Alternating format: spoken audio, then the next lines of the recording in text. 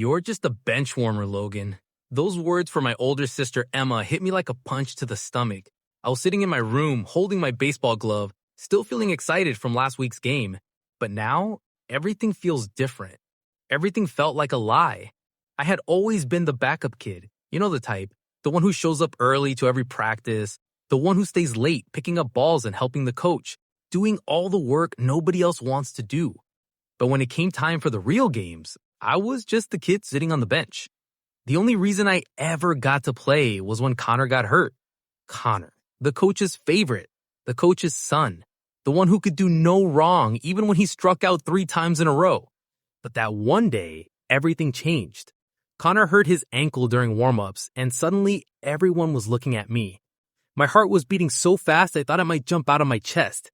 This was my chance, my one shot to prove I wasn't just some backup nobody. And I played the game of my life.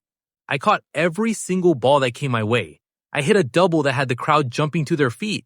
Then I hit a home run that flew clear over the fence. I even stole second base when Connor's dad wasn't paying attention. When that final out was made, we had won. And for the first time in my life, my teammates were yelling my name. They lifted me up like I was some kind of hero. People in the stands were clapping for me. Me, the backup kid who usually spent games counting how many hot dogs the guy in the third row could eat. For one perfect moment, I thought everything had changed. I thought I had finally earned my place on the team.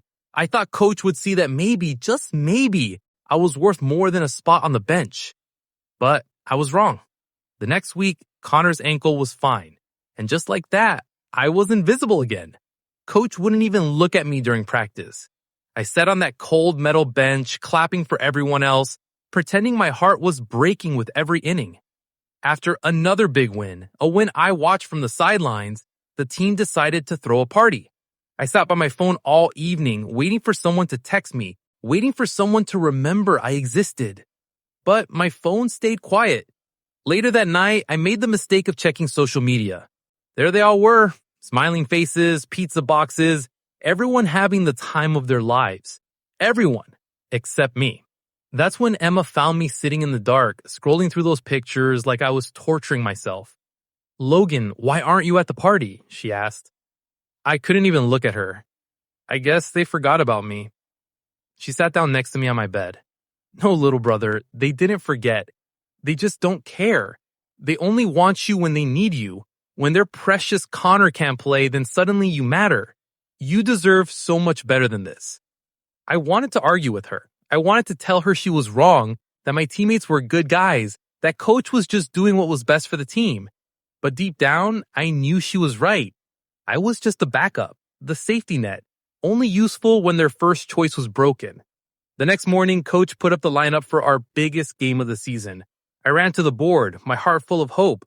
Maybe after my amazing game, maybe after proving myself. My name wasn't even on the list. Connor was starting. Connor, who played okay at best in the last game. Connor, who got the spot because of who his dad was, not because of what he could do. I stared at that piece of paper until my eyes hurt. My hands were shaking. I felt angry and embarrassed and so tired of being treated like I didn't matter, like I was nothing. That night, lying in my bed, I made a decision that would change everything. I couldn't sleep that night. Every time I closed my eyes, I saw that lineup board. I saw Connor's name where mine should have been. I thought about all the hours I'd spent practicing, all the times I'd helped my teammates, all the moments I'd given everything I had for a team that saw me as nothing more than a spare part. The next morning, I found Emma in the kitchen making breakfast. She took one look at my face and knew something was different. "You look like you made up your mind about something," she said. I sat down across from her. "I'm done, Emma. I'm done being their backup plan. I'm done pretending it doesn't hurt. I want to quit." She put down her coffee cup and looked at me seriously. "You don't have to quit baseball, Logan. You just have to quit them. There are other teams out there, teams that would be lucky to have someone like you." Her words stuck with me all day. At school, I heard some kids talking about our rival team, the Tigers from across town.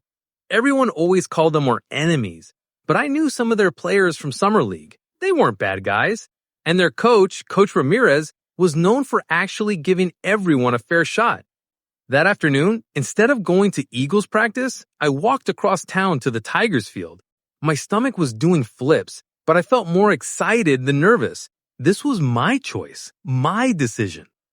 Coach Ramirez was hitting ground balls to a group of players when I walked up. He looked surprised to see me. "Hey, aren't you from the Eagles?" he asked. I nodded, suddenly feeling shy. "Yeah, I was. I was wondering, do you think I could try out for your team?" He smiled, a real smile, not the fake one Coach used to give me. "We always have room for someone who wants to work hard. Grab a glove from the bag." The other Tigers players looked at me strangely at first. I guess they thought I might be some kind of spy. But after a few drills, they started cheering me on. When I made a great catch, they high-fived me.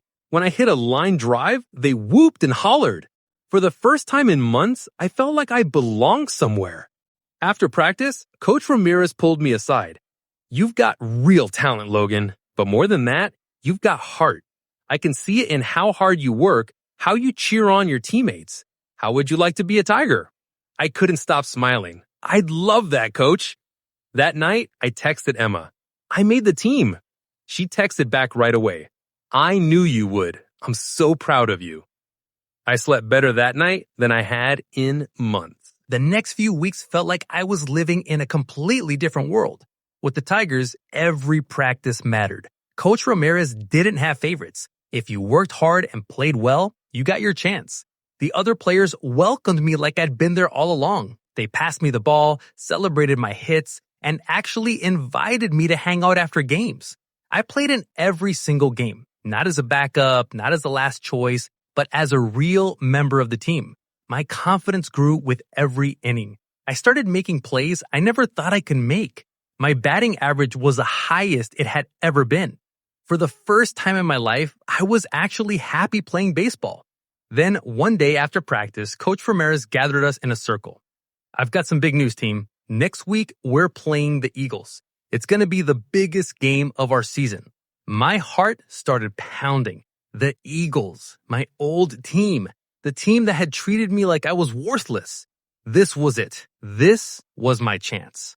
All week, I practiced like my life depended on it. I stayed after every practice, working on my swing, my fielding, my base running. My new teammates noticed how focused I was. "You really want to beat these guys, don't you?" one of them said. I just nodded. More than anything. The night before the game, I barely slept. I kept thinking about all those times I'd sat on the bench watching Connor play my position. All those times I'd been ignored, forgotten, treated like I didn't exist. Tomorrow, I was going to show them exactly what they had given up. Game day came with perfect blue skies and a packed stadium. Both teams were warming up when I jogged onto the field in my Tigers uniform.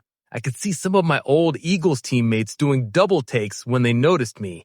A few of them whispered to each other, pointing in my direction. Connor was there too, stretching near first base. When he saw me, his face went white. He quickly looked away and pretended to be busy with his glove. Coach Ramirez put his hand on my shoulder. "You ready for this, Logan?" I looked across the field at my old team, at the coach who had ignored me, at all the players who had treated me like I was invisible. "I've been ready for this my whole life," I said. The game started and I could feel the tension in the air. Every time I came up to bat, I heard whispers from the Eagles' dugout. Some of them looked nervous, others looked angry, but I didn't care about any of that. I was here to play baseball.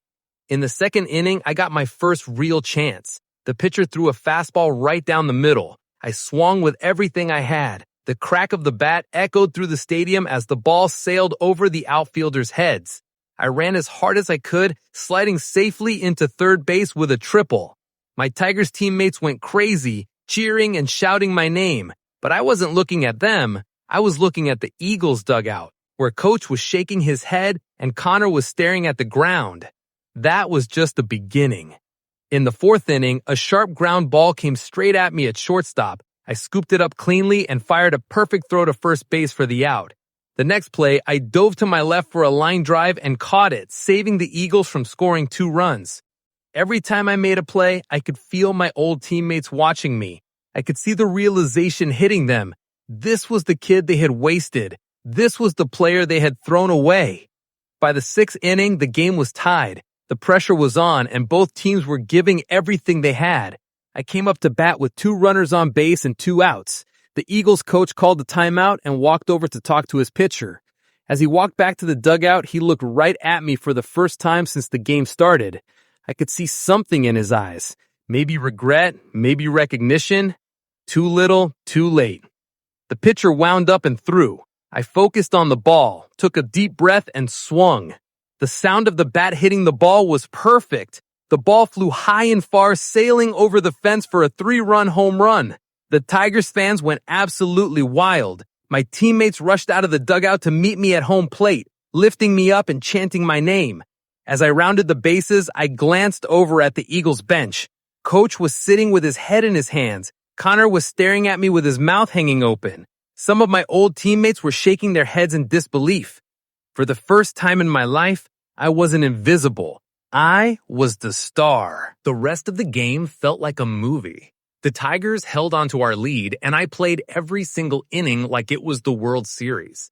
Every catch I made, every throw I completed, every time I stepped up to the plate, I could feel the weight of my old team's stares. In the 8th inning, I robbed Connor of a hit with a spectacular diving catch.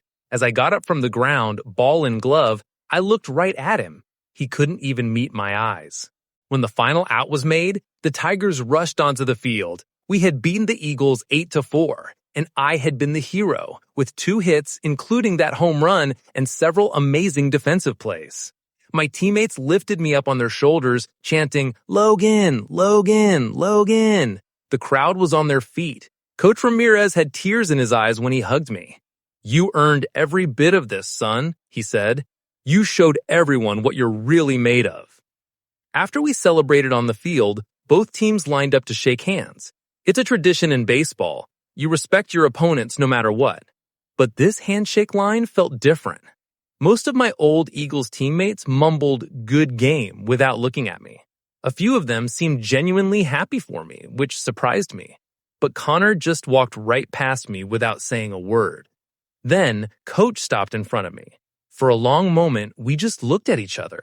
I could see he wanted to say something, maybe an apology, maybe asking me to come back, maybe just admitting what he had lost. But he didn't say anything. He just nodded once and walked away. That night, the Tigers threw a real celebration party. And this time, I wasn't forgotten. I wasn't left out.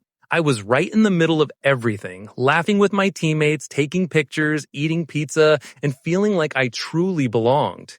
I sent a photo to Emma, me with my arm around 2 teammates, all of us grinning and holding our winning trophy.